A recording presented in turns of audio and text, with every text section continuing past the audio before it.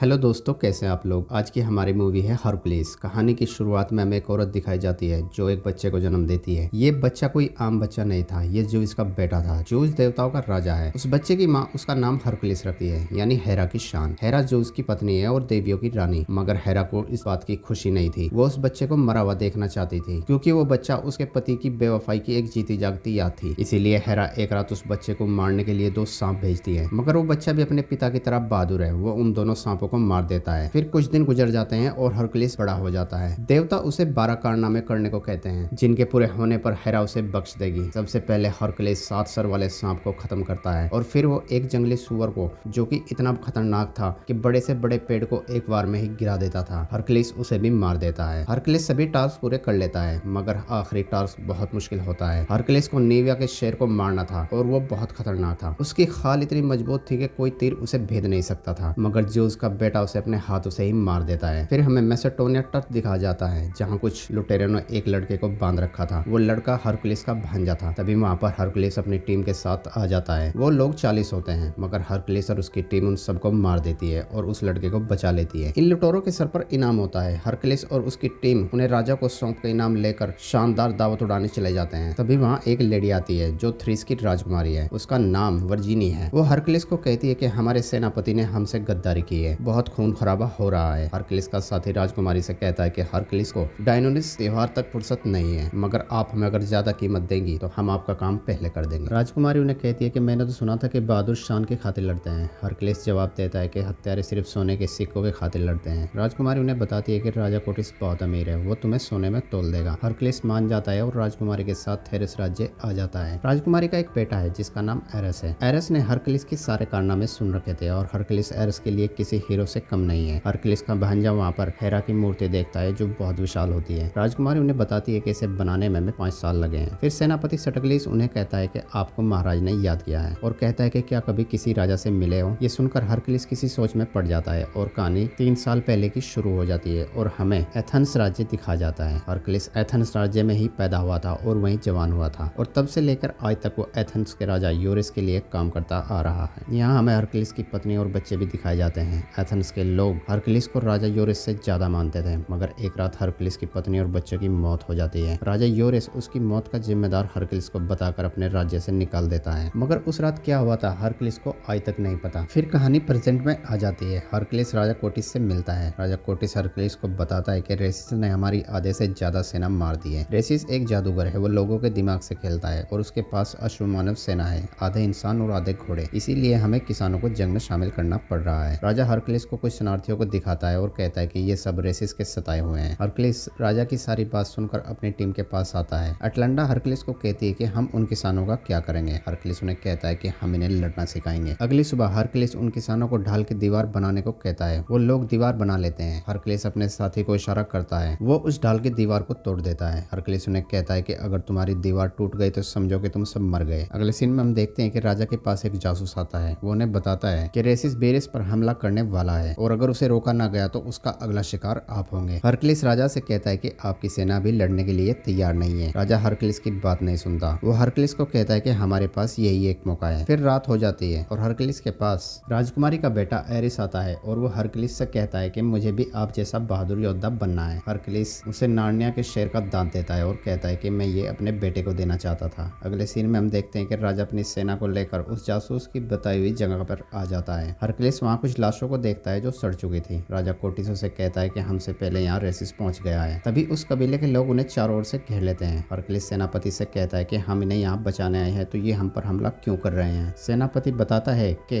इन सबके दिमाग में रेसिस का जादू है। हरकुलिस अपनी सेना को ढाल की दीवार बनाने को कहता है, मगर कबीले के लोग इस दीवार को तोड़ देते हैं और राजा को मारने वाले ही होते हैं। तभी हरकुलिस और उसका साथी राजा को बचा लेता है। हरकुलिस की दिलेरी देखकर कबीले वाले घबरा जाते हैं और वहाँ से भाग जाते हैं। इस जंग में राजा कोटिस के बहुत सैनिक मारे जाते हैं। राजा बहुत दुखी हो जाता है और कहता है कि यह सब रेसिस की वजह से हुआ है। हरकुलिस राजा को कहता है कि इसके जिम्मेदार आप हैं। मैंने आपको पहले ही कहा था कि आपकी सेना अभी तैयार नहीं है। मुझे कुछ वक्त दीजिए ताकि मैं इन सबको तैयार कर सकूं। उस जासूस को सेनापति मारने वाला होता है। तभी वहाँ पर हरकुलिस का साथी आ जाता है। फिर रात हो जाती है। हरकुलिस के पास राजकुमारी आती है और उसके जख्मों पर दवा लगाने लगती है। हरकुलिस उससे पूछता है कि आपके पति कहाँ हैं। वो बताती है कि एरिस के पैदा होते ही वो मर गए थे। राजकुमारी हरकुलिस से उसके परिवार के बारे में पूछती पूछती है, मगर हरकुलिस उसे कुछ नहीं बताता। फिर हरकुलिस सो जाता है और उसे 3 सर वाला भेड़िया दिखता है। एम्पियारस उसे बताता है कि भयानक राक्षसों का सामना करो, तभी तुम्हें शांति मिलेगी। एम्पियारस एक ज्योतिषी है, उसे अपनी मौत का वक्त पता है। फिर हम देखते हैं कि हरकुलिस का भांजा अपने बनाए हुए ढाल और कवच किसानों में बांट रहा था। तभी वहाँ पर सेनापति सटकलिस आ जाता है। हरकुलिस का भांजा उसे कवच देता है। वो उस कवच को देखकर कहता है कि चमड़े का कवच, हम बकरी की तरह कट जाएंगे। तभी हरकुलिस का एक साथी उस पर अपनी कुल्हाड़ी से वार करता है, मगर सटकलिस को कुछ नहीं होता। ये देखकर वो किसान खुश हो जाते हैं और सटकलिस गुस्सा होकर वहाँ से चला जाता है और हरकुलिस की टीम उन किसानों को ट्रेनिंग देना शुरू कर देती है। जो कुछ उन पे आता था वो सब उन किसानों को सिखा देते हैं। हरकुलिस का भांजा छुपकर ट्रेनिंग ले रहा होता है और अभ्यास कर रहा होता है। उसे अभ्यास करते सेनापति सटकलिस देख लेता है और कहता है कि कहीं खुद को मत काट लेना लड़के। वो जासूस फिर से आता है और उन्हें बताता है कि रेसिस ने एस्टिकट पर्वत के पीछे पड़ाव डाला है। हरकुलिस राजा से कहता है कि अगर रेसिस ने एस्टिकट पर्वत पार कर लिया तो समझो कि आपका राज्य हाथ से गया। अगर आप रेसिस को रोकना चाहते हो तो हम जंगल के रास्ते से जाएंगे ताकि रेसिस हमें देख ना सके। फिर हरकुलिस अपने साथी एम्पियारस के पास आता है और उसे सारी बात बताता है और कहता है कि तुम्हारी भविष्यवाणी क्या कहती है। एम्पियारस हरकुलिस को बताता है कि 1 हफ्ते में मैं मर जाऊंगा। ये सुनकर हरकुलिस दुखी हो जाता है। एम्पियारस उसे कहता है कि दुखी मत हो मेरे दोस्त, मैं जितना जिया हूँ शान से जिया हूँ। फिर वो लोग उन किसानों को फिर से ढाल के दीवार बनाने को कहते हैं और हरकुलिस का साथी फिर से उस दीवार को तोड़ने जाता है, मगर इस बार वो नाकाम हो जाता है। फिर हम देखते हैं कि राजा कोटिस अपनी सेना लेकर रेसिस के पड़ाव के पास आ जाता है। रेसिस युद्ध से पहले राजा से मिलने आता है। रेसिस वहाँ हरकुलिस को देखता है और उसे गुस्से से कहता है कि मैं आज तुम्हारी कथा यही खत्म कर दूंगा। हरकुलिस उसे कहता है कि क्या मैं तुम्हें डरावा लग रहा हूँ। फिर रेसिस राजा कोटिस से कहता है कि हार मान लो, क्योंकि मेरी सेना तुमसे 3 गुना ज्यादा है, मगर कोटिस मना कर देता है। रेसिस के साथ वो जासूस भी होता है। यहाँ हमें पता चलता है कि जो जासूस कोटिस को खबर दे रहा था वो असल में रेसिस का साथी है। फिर दोनों सेनाओं में युद्ध छिड़ जाता है और अब क्योंकि किसान पूरी तरह तैयार थे तो वो रेसिस की सेना पर भारी पड़ने लगते हैं। रेसिस की सेना का हौसला टूट जाता है और वहाँ से भागने लगते हैं, मगर रेसिस कोटिस को मारने के लिए तेजी से आगे बढ़ रहा था। तभी हरकुलिस रेसिस को उसके घोड़े समेत उठाकर पटक देता है और बंदी बना लेता है। रेसिस हरकुलिस को कहता है कि तुमने एक मुल्क को गुलाम बनाने में एक जालिम की मदद की है। हरकुलिस उसे कहता है कि मैंने तुम्हें सिर्फ गांव जलाने से रोका है। रेसिस उसे कहता है कि मैंने गांव नहीं जलाया, तुम खुद सोचो, अगर कोटिस इतना अच्छा है तो उसे तुम्हारी क्या जरूरत है, तुम गलत आदमी का साथ दे रहे हो। राजा कोटिस रेसिस को बांध लेता है और उसके सामने ताज पहनता है। राजकुमारी रेसिस को पानी पिलाने जाने लगती है, मगर कोटिस उसे मना कर देता है। हरकुलिस ये सब देख रहा होता है। राजकुमारी वहाँ से जाने लगती है। तभी हरकुलिस उसे पकड़ लेता है और उसे कहता है कि मैंने तुम्हारी आंखों में रेसिस के लिए हमदर्दी देखी है, क्यों? इसके जिम्मेदार तुम्हारे पिता है ना। राजकुमारी उसे सारी बात बताती है। वो कहती है कि मेरे पति इस राज्य के राजा थे, कोटिस ने उन्हें जहर देकर मार दिया था और उसका राज्य छीन लिया था। रेसिस हमारे सेनापति थे। रेसिस ने कोटिस के खिलाफ बगावत की और गृह युद्ध छिड़ गया। ये सब मैंने अपने पति के लिए नहीं बल्कि अपने बेटे के लिए किया है, क्योंकि ये राज्य मेरे बेटे का है और अब हमारे पिता बूढ़े हो रहे हैं और उनके मरने के बाद गद्दी का वारिस मेरा बेटा होगा। हरकुलिस कहता है कि तुम जानती हो कि ऐसा कुछ नहीं होगा। राजकुमारी समझ जाती है कि हरकुलिस सही कह रहा है। वो उसे कहती है कि तुम मेरे बेटे को अपने साथ ले जाओ। वो ये बात कर ही रहे होते हैं कि तभी वहाँ पर सेनापति सटकलिस आ जाता है और वो हरकुलिस को कहता है कि तुम्हें राजा ने बुलाया है। हरकुलिस बहुत गुस्से में होता है और वो कोटिस से कहता है कि आप दगाबाज हो। कोटिस उसे कहता है कि हम सब तुम्हारी कथा जानते हैं, अब तुम हमारी सुनो। जब हम थेरिस के सेनापति थे तो हम थेरिस का राजा बनने का ख्वाब देखते थे और उसे तुमने पूरा किया है और अब हमारा ख्वाब पूरी दुनिया पर राज करने का है। तुम्हारे सिखाए हुए सैनिक हजारों को सिखाएंगे और हजारों लाखों को। अगर तुम सोचते हो कि इतनी बड़ी सेना क्या करेगी तो तुम मेरे साथ मिल जाओ। हरकुलिस मना कर देता है। राजा कोटिस उसे सोना देकर वहाँ से जाने को कहता है। वो लोग बाहर आ जाते हैं। बाहर आके हरकुलिस गाँव वालों की तरफ देखता है जिनके चेहरे उतरे हुए थे। हरकुलिस समझ जाता है कि उसने बहुत बड़ी गलती कर दी है। वो उस सोने को अपनी टीम के पास फेंक देता है और उन्हें कहता है कि तुम जाओ। वो लोग हरकुलिस को कहते हैं कि क्या तुम नहीं जाओगे? हरकुलिस उन्हें कहता है कि अब मेरे हाथ बेगुनाहों के खून से नहीं रंगेंगे, मैं अपनी गलती को ठीक किए बिना यहाँ से नहीं जाऊंगा। वो सब लोग हरकुलिस के साथ रुक जाते हैं, मगर उनका एक साथी जिसका नाम एडोकलस है वो वहाँ से जाने लगता है। वो लोग अपना सारा सोना एडोकलस को दे देते हैं। हरकुलिस उसे कहता है कि शान से जीना मेरे दोस्त, और एडोकलस वहाँ से चला जाता है और वो चारों महल के अंदर आ जाते हैं, मगर कोटिस की सेना उन्हें घेर लेती है और उन्हें हथियार नीचे डालने को कहती है। वो लोग अपने हथियार डाल देते हैं। तभी सेनापति सटकलिस राजकुमारी को पकड़कर ले आता है और राजा को बताता है कि राजकुमारी अपने बेटे को उनके साथ भेजना चाहती थी। राजा कोटिस उस बच्चे को छीन लेता है। हरकुलिस उसे बचाने की कोशिश करता है। तभी एक सैनिक हरकुलिस पर वार कर देता है और उसे बेहोश कर देता है। जब हरकुलिस को होश आता है तो वो देखता है कि वो बहुत मोटी मोटी जंजीर से बंधा है और उसके साथी बंद हैं और उसके सामने वही भेड़िए हैं जो उसे ख्वाब में आते थे। हरकुलिस के पास एथेंस का राजा यूरिस आता है। हरकुलिस को याद आ जाता है कि उस रात क्या हुआ था। वो यूरिस को कहता है कि उस रात तुमने मुझे शराब में कुछ मिला के दिया था और मैं बेहोश हो गया था। मेरे बेहोश होने के बाद तुमने भेड़ियों को मेरी पत्नी और बच्चों के पास वापस भेजा था, ऐसा क्यों किया तुमने? योरिस उसे कहता है कि वहाँ के लोग तुम्हें मुझसे ज्यादा मानने लगे थे, अगर मैं ऐसा ना करता तो तुम एक दिन मुझसे मेरा राज्य छीन लेते। और कहता है कि अगर मैं तुम्हें मार देता तो एथेंस के लोग बगावत कर देते, इसीलिए मैंने तुम्हारे परिवार को मारकर उनका इल्जाम तुम्हारे सर पर रख दिया